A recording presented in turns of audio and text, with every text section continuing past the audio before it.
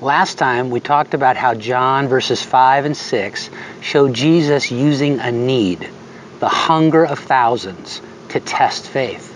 We learned that when God allows our faith to be challenged, His purpose is to increase our spiritual health, not deplete it.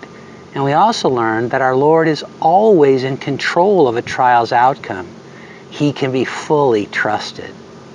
Now, verses 7 through 9 reveal 3 different types of response to this test of faith. Let's see if we can find ourselves in them, and by comparing, discover a better way to handle the faith trials we encounter.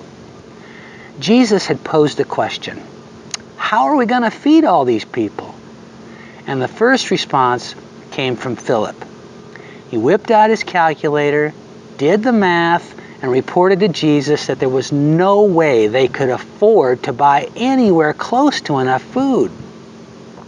He focused on the size of the need and said, "It's too big." Next up was Andrew. He came to Jesus with 5 barley loaves and 2 fish he'd gotten from a kid who'd brought a lunch with him that day. But then he asked his own question: what are they among so many? You see, he focused on himself and was saying, "I don't have enough."